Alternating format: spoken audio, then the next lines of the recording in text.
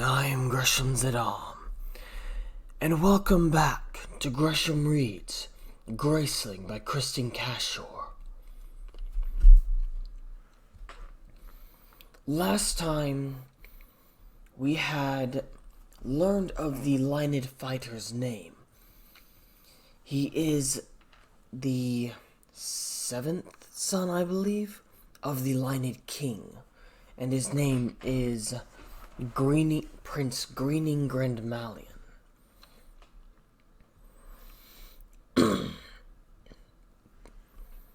We had also managed to find out how they go about the Council of Katsa, goes about finding information when they are in a public location.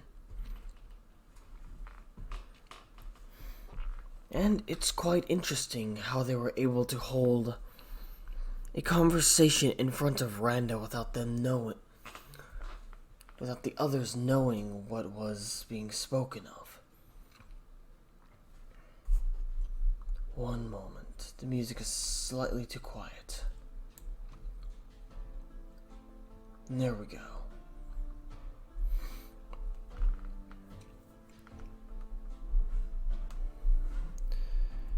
Anyways, I do hope you're enjoying the story so far. I know I am. Now, let's continue with Chapter 8. More than likely, Chapter 9 as well.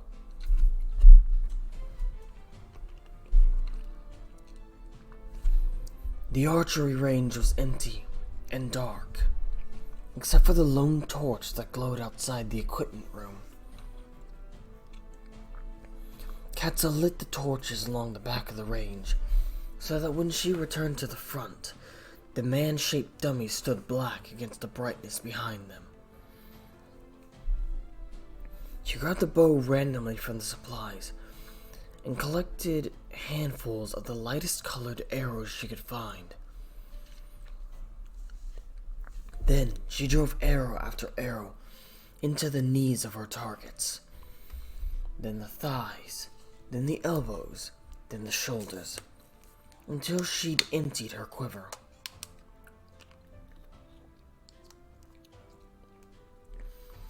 She could disarm or disable any man with this bow at night.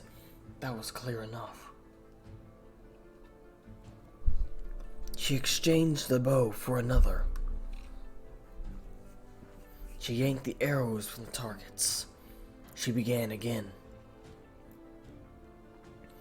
She'd lost her temper at dinner, and for no reason. Randa hadn't spoken to her, hadn't even looked at her, had only said her name. He loved to brag of her, as if her great ability were his doing. As if she were the arrow and he the archer whose skill drove her home. No, not an arrow. They didn't quite capture it. A dog. To Randa, she was a savage dog he had broken and trained. He set her on his enemies and allowed her out of her cage to be groomed and kept pretty, to sit among his friends and make them nervous. Katsa didn't notice her heightened speed and focus, the ferocity with which she was now whipping arrows from her quiver, the next arrow notched in the string before the first had hit home. Not until she had sensed the presence behind her shoulder did she stir from her preoccupation and realize how she must look. She was savage. Look at her speed, look at her accuracy, and with a poor bow curved badly, strung badly. No wonder Randa treated her so. She knew it was the Lined who stood behind her. She ignored him, but she slowed her movements, made a show of taking aim at thighs and knees before she fired. She became conscious of the dirt under her feet, and remembered too that she was barefoot, with her hair falling around her shoulders, and her shoes in a pile somewhere near the equipment room. he would have noticed. She doubted there was much those eyes didn't notice. Well, he wouldn't have kept such stupid shoes on his feet either, or left pins in his hair if his scalp were screaming. Or perhaps he would. He seemed not to mind his own fine jewelry, in his ears and on his fingers. They must be a vain people, the Lined. Can you kill with an arrow, or do you only ever wound? She remembered his raspy voice from Murgon's court, and it was taunting her now, as it had done then.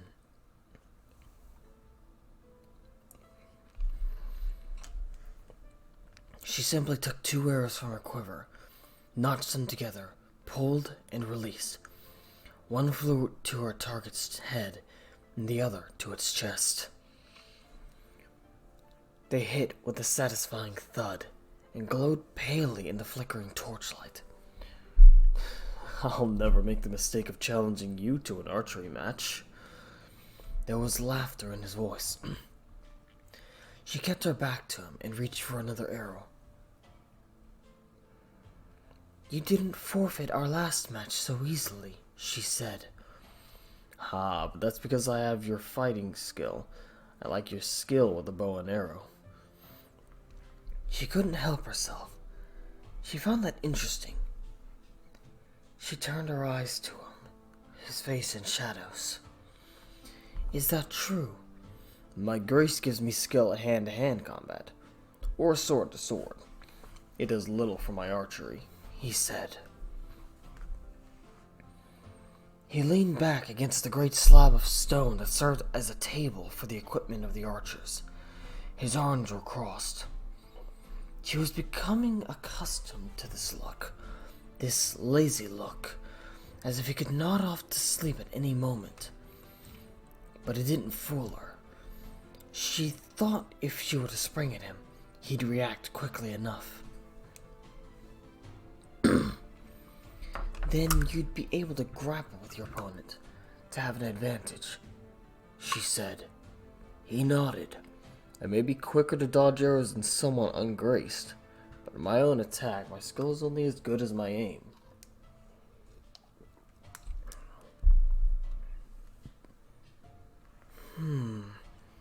Katza believed him. The Graces were odd like that. They didn't touch any 2 people in quite the same way.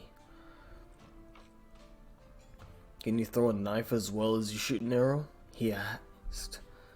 Yes. You're unbeatable, Lady Katza. She heard the laughter in his voice again. She considered him for a moment, then turned away and walked down the course to the targets. She stopped at the one she'd killed, and yanked the arrows from its thighs, its chest, and its head. He sought his grandfather, and Katza had what he sought. But he didn't feel safe to her, this one. He didn't feel quite trustworthy. She walked from target to target, pulling out arrows. He watched her. She felt it, and the knowledge of his eyes on her back drove her to the back of the range, where she put the torches out one by one. As she extinguished the last flame, darkness enveloped her, and she knew she was invisible. She turned to him then, thinking to examine him in the light of the equipment room without his knowledge. But he slouched, arms crossed, and stared at her. He couldn't see her. It wasn't possible. But his gaze was so direct that she couldn't hold it, even knowing he didn't know she stared. She walked across the range and stepped into the light. His eyes seemed to change focus. He smiled at her, ever so slightly. The torch caught the gold of one eye in the silver of the other. They were like the eyes of a cat, or a night creature of some kind. Does your grace give you night vision? She asked. He laughed. Hardly. Why do you ask? She didn't answer. They looked at each other for a moment. The flush began to rise into her neck again, and with it, a surging irritation. She'd grown far too used to people avoiding her eyes. He would not rattle her so, simply by looking at her. She wouldn't allow it. I'm going to return to my rooms now, she said. He straightened. Lady Katza, I have a question. I have questions for you. Well, and she knew they must have this conversation eventually, and she preferred to have it in the dark where his eyes wouldn't unnerve her. Katza pulled the quiver over her head and laid it on the slab of stone.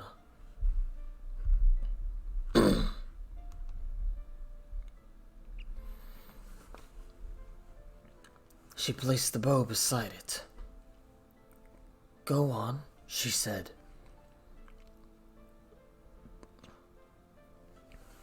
He leaned back against the stone. What did you steal from King Murgon, lady? He said. 4 nights past? Nothing that King Murgon had not himself stolen. Ah, stolen from you? Yes, from me, or from a friend. Really? He crossed his arms again, and in the torchlight he raised an eyebrow. I wonder if this friend will be surprised to hear himself so called. Why should he be surprised? Why should he think himself an enemy? Ah, but it's just that. I thought the Midlands had neither friends nor enemies. I thought King Randa never got involved. I suppose you're wrong. No, I'm not wrong. He stared at her, and she was glad for the darkness that kept his strange eyes dim. Do you know why I'm here, lady?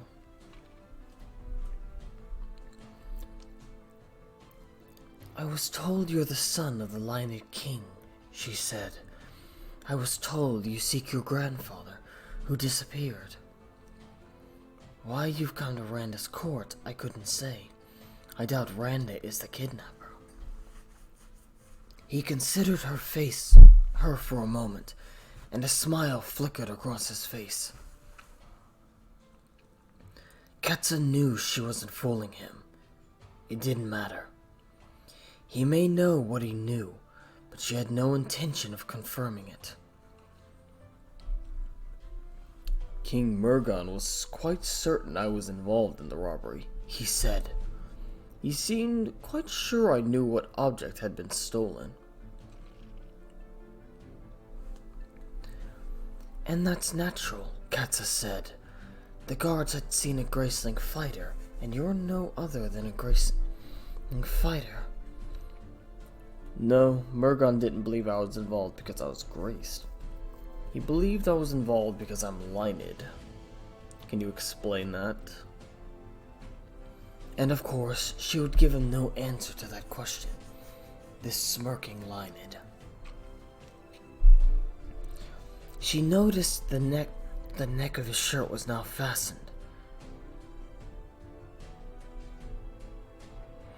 I see you close your shirt for state dinners, she heard herself saying, though she didn't know where such a senseless comment came from. His mouth twitched, and his words when he spoke did not conceal his laughter. I didn't know you were so interested in my shirt, lady. Her face was hot, and his laughter was infuriating. This was absurdity, and she would put up with it no longer. I'm going to my rooms now, she said, and she turned to leave. In a flash, he stood and blocked her path. You have my grandfather, he said. Katza tried to step around him. I'm going to my rooms. He blocked her path again. This time, he raised his arm in warning. Well, at least they were relating now in a way she could understand. Katza cocked her head upward and looked into his eyes. "I'm going to my rooms," she said, "and if I must knock you over to do so, I will." "I won't allow you to go," he said, "until you tell me where my grandfather is."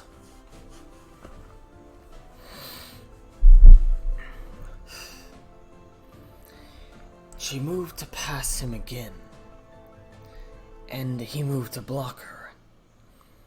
And it was almost with relief that she struck out at his face.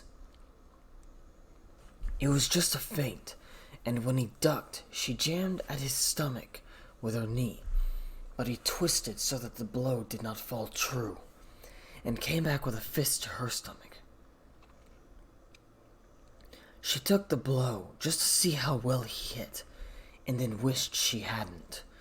This wasn't one of the king's soldiers, whose blows hardly touched her, even with 10 of them on her at once. This one could knock the wind out of her. This one could fight, and so a fight was what she would give him. She jumped and kicked at his chest. He crashed to the ground, and she threw herself on top of him, struck him in the face once, twice, 3 times, and kneed him in the side before he was able to throw her off. She was on him again like a wild cat, but she tried to trap his arms. But as she tried to trap his arms, he flipped her onto her back and pinned her with the weight of his body. She curled her legs up and heaved him away. And then they were on their feet again, crouching, circling, striking at each other with hands and feet. She kicked at his stomach and barreled into his chest, and they were on the ground again. Katza didn't know how long they'd been grappling when she'd realized he was laughing. She understood his joy, understood it completely. She'd never had such a fight. She'd never had such an opponent. She was faster than he was offensively, much faster, but he was stronger. And as if it was he had a premonition of her every turn and strike. She'd never known a fighter so quick to defend himself. She was calling up moves she hadn't tried since she was a child. Blows she'd only ever imagined having the opportunity to use. They were playing. It was a game. When he pinned her arms behind her back, grabbed her hair and pushed her face into the dirt, she found that she was laughing as well. Surrender, he said. Never. She kicked her feet up at him and squirmed her arms out of his grasp. She elbowed him in the face, and when he jumped to avoid the blow, she flew at him and flattened him against the ground. She pinned his arms as he had just done, and pushed his face into the dirt. She dug one knee into the small of his back. "You surrender," she said, "for you're beaten." "I'm not beaten and you know it. You'll have to break my arms and legs to beat me." "And I will," she said, "if you don't surrender." But there was a smile in her voice, and he laughed. "Katza," he said, "Lady Katza, I'll surrender on one condition." "And the condition?" "Please," he said, "please tell me what happened to my grandfather." There was something mixed in with the laughter in his voice, something that caught Katza's throat. She didn't have a grandfather. Perhaps this grandfather meant to the Lined Prince what Ol, or Helda, or Raffen meant to her. "Katza," he said into the dirt, "I beg you to trust me as I've trusted you." She held him down for a moment, then she let his arms go and slid from his back and sat in the dirt beside him. She rested her chin in her palm, considering him. "Why do you trust me," she said, "when I left you lying on the floor of Murgon's courtyard?"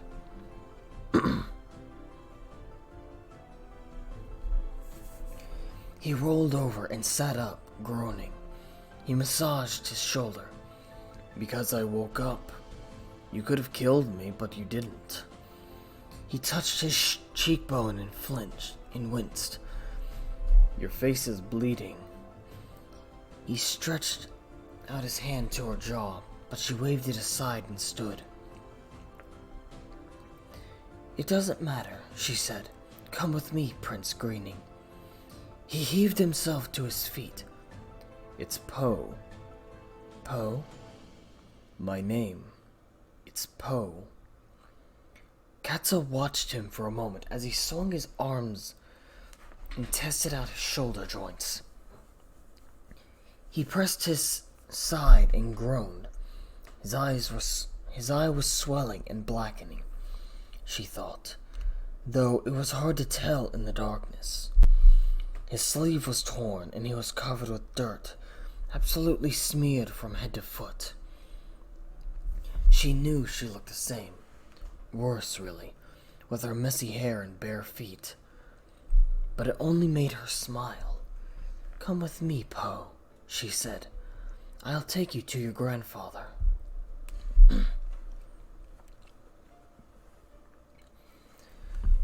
Chapter 9. When they walked into the light of Raffin's workrooms, his blue head was bent over a bubbling flask. He added leaves to the flask from a potted plant at his elbow. He watched the leaves dissolve and muttered something at the result. Katza cleared her throat. Raffin looked up at them and blinked. "I take it you've been getting to know each other," he said. "It must have been a friendly fight if you've come to meet together." "Are you alone?" Katza asked. "Yes, except for Ban, of course." "I've told the prince about his grandfather." Raffin looked from Katza to Poe, and back to Katza again. He raised his eyebrows. "He's safe," Katza said. "I'm sorry for not consulting you, Raff." "Cat, if you think he's safe even after he's bloodied your face and..." He glanced at her tattered dress. "Rolled you around in a puddle of mud, then I believe you." Katza smiled. "May we see him?" "You may," Raffin said. "And I have good news. He's awake." Renda's castle was full of secret inner passageways. It had been that way since its construction, so many generations before. They were so plentiful that even Randa didn't know all of them. No one did, really, although Raffin had had the mind as a child to notice when two rooms came together in a way that seemed not to match. Katza and Raffin had done a fair bit of exploring as children, Katza keeping guard so that anyone who came upon one of Raffin's investigations would scuttle away at the sight of her small, glaring form. Raffin and Katza had chosen their living quarters because a passageway connected them, and because another passageway connected Raffin to the science libraries. Some of the passageways were secret, and some were known by the entire court. The one in Raffin's workrooms was secret. It led from the inside of a storage room in a back alcove, up a stairway into a small room set between two floors of the castle. It was a windowless room, dark and musty, but it was the only place in the castle where they could be sure no one would find. And that Raffin and Ben could stay so near to most of the time. Ban was Raffin's friend of many years. a young man who had worked in the libraries as a boy. One day, Raffen had stumbled across him, and the two children had fallen to talking about herbs and medicines, and about what happened when you mix the groundroot of one plant with the powdered flower of another. Katza had been amazed that there could be more than one person in the Midlands who found such things interesting enough to talk about, and relieved that Raffen had found someone other than her to bore. Shortly thereafter, Raffen had begged Ban's help with a particular experiment, and from that time had effectively stolen Ban for himself. Ban was Raffen's assistant in all things. Raffen ushered Katza and Poe through the door in the back of the storage room, a torch in his hand. They slipped up the steps that led to the secret chamber. "Has he said anything?" Katza asked. "Nothing," said Raffen, "other than that they blindfolded him when they took him. He's still very weak. He doesn't seem to remember much." "Do you know who took him?" Poe said. "Was Murgon responsible?" "We don't think so," Katza said. "But we all know for sure that it wasn't Randa." The stairs ended at a doorway. Raffen fiddled with the key.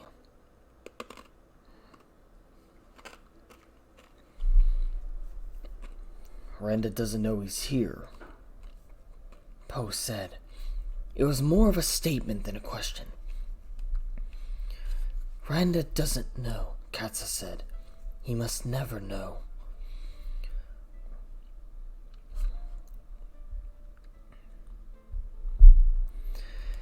Raffen opened the door then, and they crowded into the tiny room. Ban sat in a chair beside a narrow bed, reading in the dim light of a lamp on the table beside him. Prince Tilif lay on his back in the bed, his eyes closed and his hands clasped over his chest. Upon their entrance, Ban stood. He seemed unsurprised as Poe rushed forward. He only stepped aside and offered his chair. Poe sat and leaned toward his grandfather, looking into his sleeping face. Simply looked at him, and he did not touch. Then Poe took the man's hand and bent his head forward toward them, exhaling slowly. Katza felt as if she were intruding onto something private. She dropped her eyes until Poe sat up again. "Your face is turning purple, Prince Greening. You're on your way to a very black eye," Raffen said. "Poe," he said. "Call me Poe." "Poe, I'll get you some ice from the vault. Come, Ben, let's get some supplies for our two warriors." Raffen and Ban slipped through the doorway. When Katza and Poe turned back to Tilif, the old man's eyes were open. "Grandfather?" Poe said. "Poe?" His voice rasped with effort of speaking. "Poe." He struggled to clear his throat, and then lay still for a moment, exhausted. "Great seas, boy. I suppose I shouldn't be surprised to see you." "I've been tracking you down, Grandfather," Poe said. "Move that lamp closer, boy," Tilif said. "What in the name of Lynit have you done to your face?" "It's nothing, Grandfather. I've only been fighting." "With what? A pack of wolves?" "With the Lady Katza," Poe said. He cocked his head at Katza, who stood at the foot of the bed. "Don't worry, Grandfather. It was only a friendly scuffle." Tilif snorted. "A friendly scuffle? You look worse than she does, Poe." Poe burst into laughter. He laughed a lot, this Lined prince. I've met my match, grandfather. More than your match, Tilif said. It looks to me. Come here, child, he said to Katza. Come to the light. Katza approached to the other side of the bed and knelt beside him. Tilif turned to her, and she became suddenly conscious of her dirty, bloody face, her tangled hair. How dreadful she must look to this old man.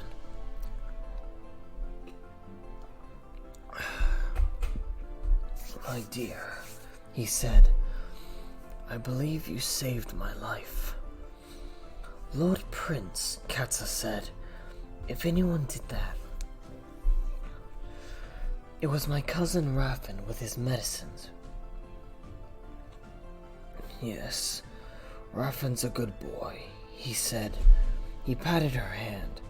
But I know what you did, you and the others.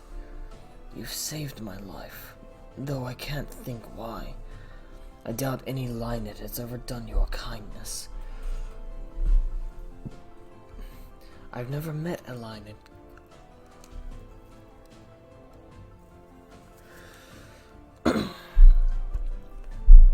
Katza said, before you, Lord Prince, but you seem very kind. Tilif closed his eyes. He seemed to sink into his pillows. His breath was a drawn-out sigh. He falls asleep like that, Raffin said from the doorway. His strength will come back with rest. He carried something wrapped in a cloth, which he handed to Poe. Ice. Hold it to your eye. It looks like she cracked your lip, too. Or else does it hurt? Everywhere, Poe said. I feel as if I've been run over by a team of horses. Honestly, Katza, Raffin said, were you trying to kill him? If I'd been trying to kill him, he'd be dead. Katza said, and Poe laughed again. He wouldn't be laughing, she added, if it were that bad.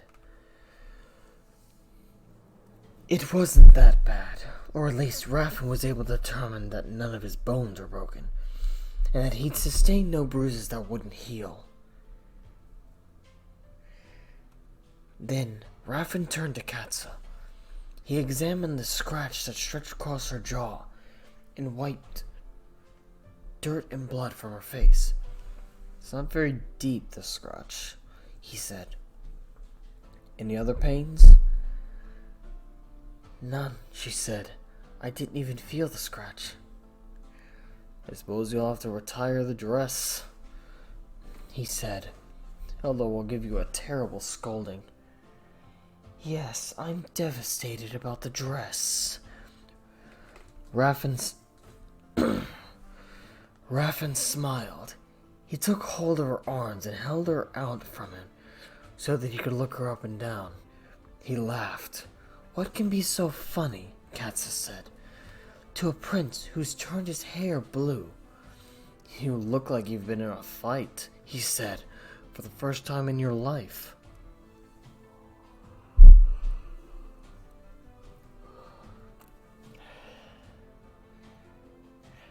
Katza had 5 rooms. Her sleeping room, decorated with dark draperies and wall hangings that Helda had chosen because Katza had refused to form an opinion on the matter. Her bathing room, white marble, large and cold, functional. Her dining room, with windows looking out onto the courtyard, and a small table where she ate, sometimes with Raffin or Helda, or with Gideon when he wasn't driving her to distraction.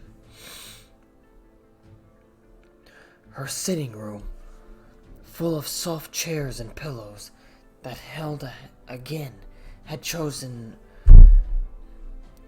She didn't use the sitting room.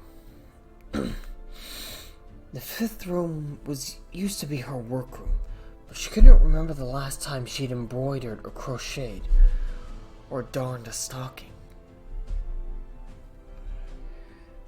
She couldn't remember the last time she'd worn a stocking, truth be told. She turned the room into a place for the storage of her weapons. Swords, daggers, knives, bows, and staves lined the wall. She'd fitted the room with a solid square table, and now the council meetings were held there. Katza bathed for the second time that day, and knotted her wet hair behind her head. She fed her dress to the sleeping room fire and watched its smoky demise with great satisfaction.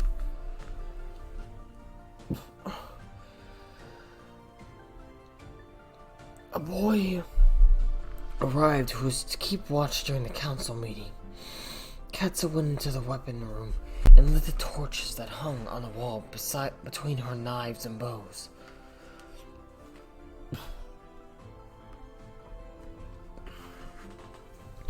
Raffen and Poe were the first to arrive. Poe's hair was damp from his own bath. The skin was blackened around his eye, the gold eye, and it made his gaze even more rakish and uneven than it had been before. He slouched against the table with his hands in his pockets.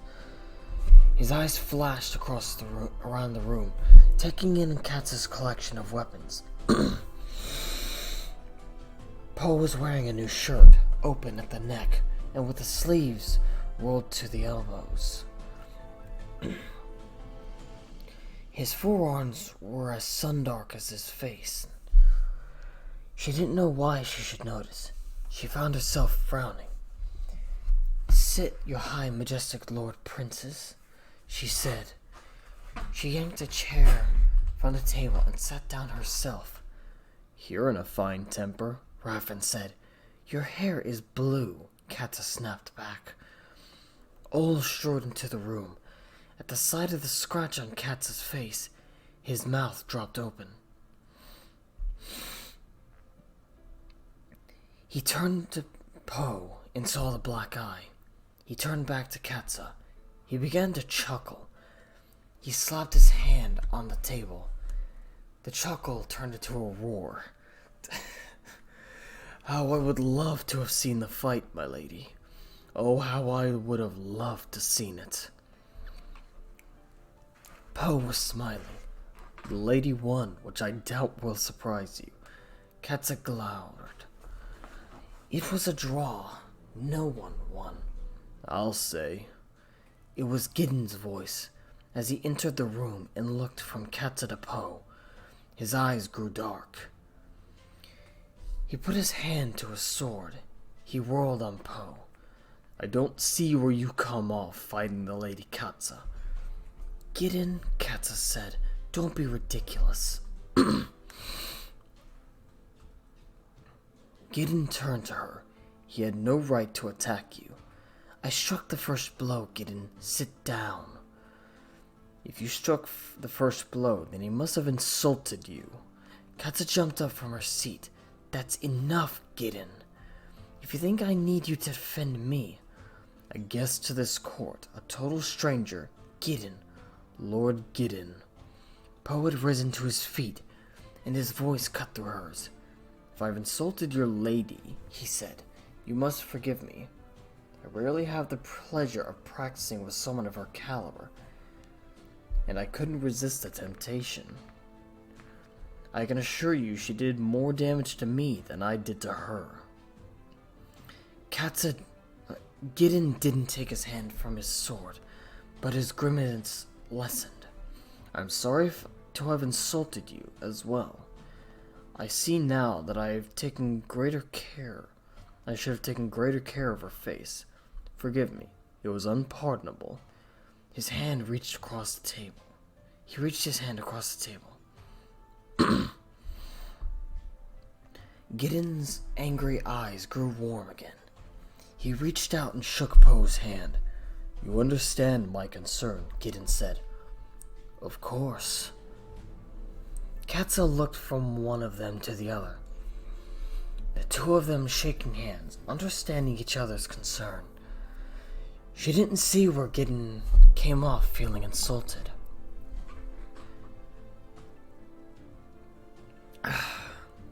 She didn't see how Gideon had any place in it at all.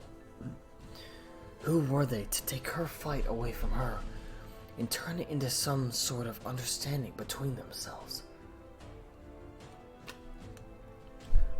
He should have taken more care of her face. She would have knocked his nose from his face. She would dump them both, and she would apologize to neither. Poe caught her eyes then, and she did nothing to soften the silent fury she sent across the table to him. "Shall we sit?" someone said. Poe held her eyes as they sat. There was no trace of humor in his expression, no trace of the arrogance of his exchange with Gideon. And then he mouthed two words. It was clear as if he'd said them out loud. "Forgive me." Well, Gideon was still a horse's ass. 16 council members attended the meeting. In addition to Poe and Lord David, Katza, Raffen, Gideon, Ol's wife Bertrel, 2 soldiers under Ol's command, 2 spies who worked with him, 3 underlords of Gideon's ranks, and 4 servants. 1 a woman who worked in the kitchens of the castle, 1 a stable hand, 1 a washerwoman, and 1 a clerk in Randa's counting house.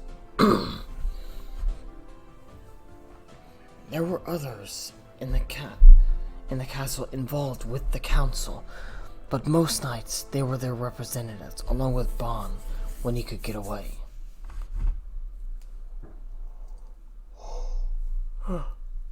Forgive me.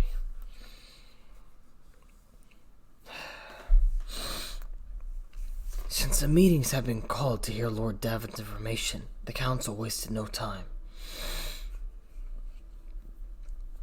I regret to tell you, I regret I can't tell you who kidnapped Prince Tilef, David said. You would, of course, prefer that type of information, but I may be able to tell you who didn't. My lands border Estel and Nander. The neighbors are border lords of King Thigpen and King Drawden. These border lords have worked with the council, and some of them are in confidence of Thigpen's and Drawden's spies, Prince Raffen.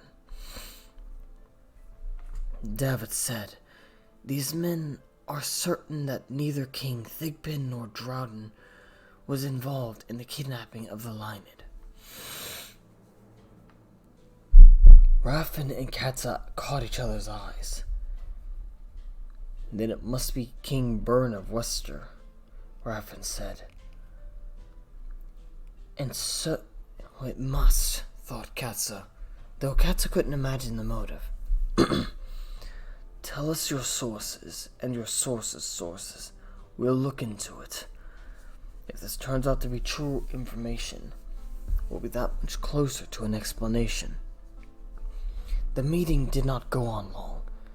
The 7 kingdoms had been quiet, and David's news was enough to occupy Ol and the other spies for the time being. It would help us, Prince Greening, Raffen said, if you'd allow us to keep your grandfather's rescue a secret for now. We can't guarantee his safety if we don't even know who attacked him. Of course, I agree, Poe said. Perhaps a cryptic message to your family, to say that all's well with him. Yes, I think I could fashion such a message. Excellent. Raffen clapped his hands on the table. Anything else, Katza? I've got nothing. Good, Raffen stood. Until we hear some news then? Or until Grandfather Tila remembers more. Gideon, will you take Lord David back to his rooms? Horan, Waller, Birchall. Will you come with me? I wish a moment. We'll take the inner passage, Katza, if you don't mind a parade through your sleeping room. Go ahead. It's better than a parade through the corridors. The prince. Katza, will you take the prince? Yes, go on. Raffin turned away with Ol and the spies. The soldiers and the servants said their goodbyes and departed. I trust you've recovered from your illness at dinner, Katza, Gideon said. You've been starting fights. Indeed, it sounds as if you're back to your normal self. She would be civil to him in front of Poe and Lord Davit, though he laughed now on her face. Yes, thank you, Gideon. Good night to you. Gideon nodded and left with Lord Davit. Poe and Katza were alone. Poe leaned back against the table. Am I not trusted to find my way back through the halls by myself? He meant for me to take you through an inner passageway. If you're seen wandering around the hallways of Randa's court at this hour, people will talk. This court will turn the most mundane thing into something to talk about. Yes, he said. I believe that's the case with most courts. Do you plan to stay long at the court? I should like to stay until my grandfather's feeling better.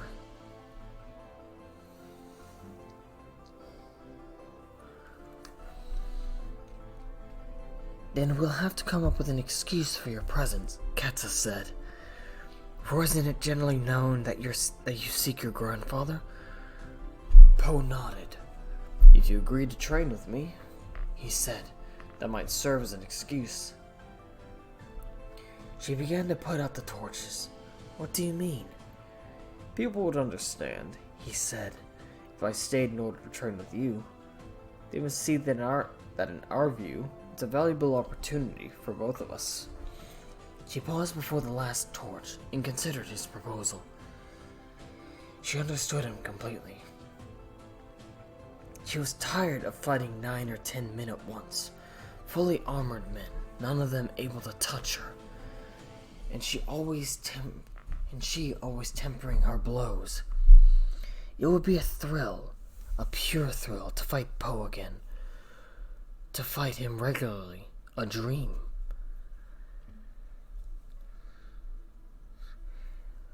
Wouldn't it seem as if you've given up in the search for your grandfather? I've already been to Wester and Sunder, he said. I can travel to Nander and Estel under the guise of seeking information, can't I, using the city as my base? No city's more central than Randa's. He could do that, and no one would have reason to question it. She put out the last torch and walked back to him. Half his face lit by the light in the hall outside the door. It was his gold eye, his blackened eye. It was illuminated.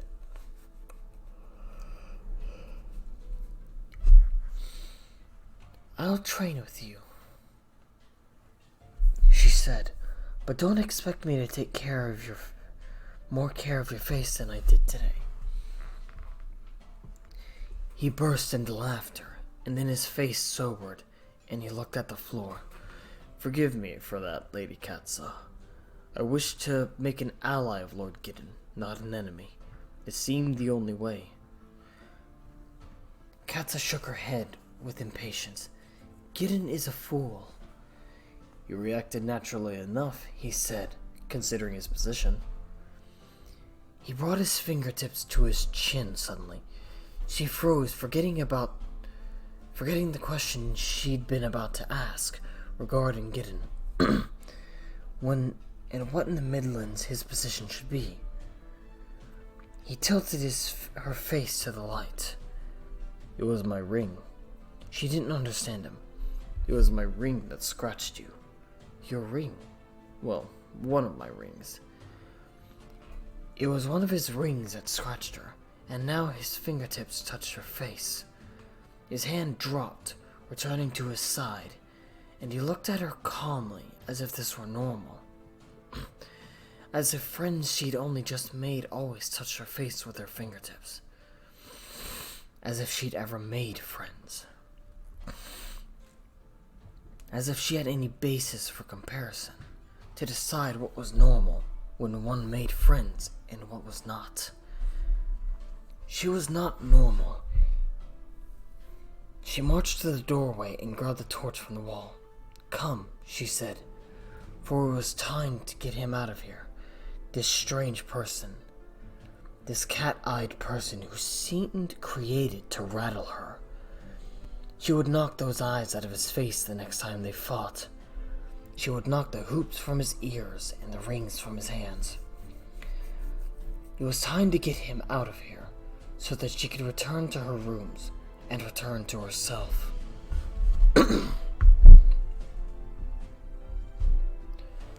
Well, that concludes these next 2 chapters. I do hope you have enjoyed.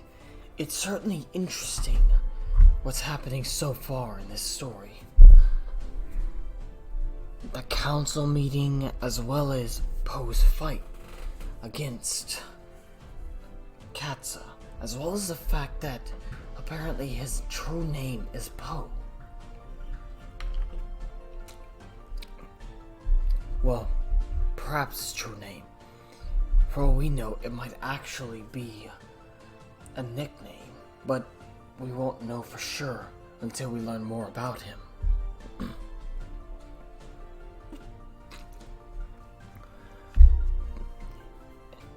And also the many hidden passageways and rooms of the castle.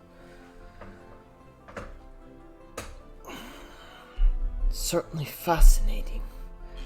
And I know for a fact that my castle has many such hidden passageways in the dream realm as well. It makes it easier to defend, as well as to evacuate should the castle ever be overrun.